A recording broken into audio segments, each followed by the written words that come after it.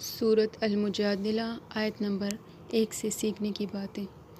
اس آیت میں سیکھنے کے لیے بہت ساری باتیں ہیں۔ اس آیت سے ہمیں یہ سبق ملتا ہے کہ اللہ تعالیٰ ہر شخص کی فریاد اور دعا سنتا ہے، چاہے وہ کتنی بھی چھوٹی یا بڑی ہو۔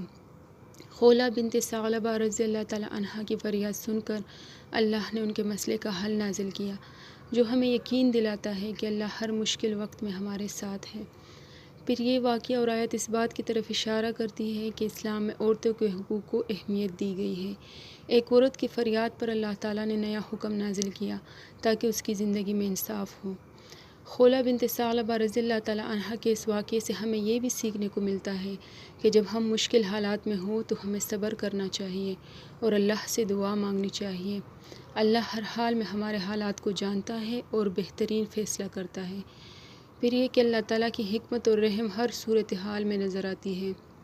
اس نے خولہ بنت ثعلبہ رضی اللہ تعالیٰ عنہا کی فریاد سنی اور ان کے مسئلے کا حل پیش کیا، جس سے ظاہر ہوتا ہے کہ اللہ اپنے بندوں پر بے حد مہربان ہے۔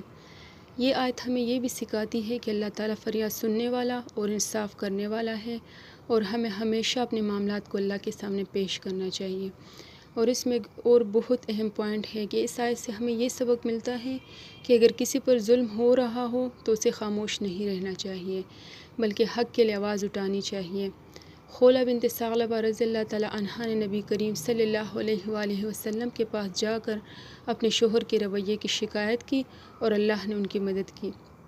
تو اس میں سیکھنے کے لیے بہت ساری باتیں ہیں کہ ہمیں اپنے مسائل اور مشکلات ان لوگوں کے سامنے بیان کرنے چاہیے جو حل پیش کر سکتے ہو یا ہمیں صحیح مشورہ دے سکے، جیسے نبی کریم صلی اللہ علیہ وآلہ وسلم، جو اللہ کے احکامات اور فیصلوں کو سمجھنے والے تھے، جو اللہ کے رسول صلی اللہ علیہ وآلہ وسلم اور عدل کا ذریعہ تھے۔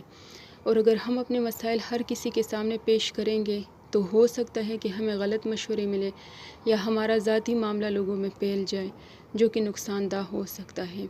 اور سب سے اہم بات یہ ہے کہ ہمیں اپنے مسائل کو اللہ کے سامنے پیش کرنا چاہیے۔ اللہ تعالیٰ ہر بات سننے والا ہے اور وہی بہترین فیصلہ فرمانے والا ہے۔ اور اگر کسی مسئلے میں مدد کی ضرورت ہو تو دیندار، بااعتماد اور سمجھدار لوگوں سے مشورہ کرنا چاہیے، جیسے خولہ بنت ثعلبہ رضی اللہ تعالیٰ عنہا نے براہ راست نبی کریم صلی اللہ علیہ وآلہ وسلم سے رجوع کیا۔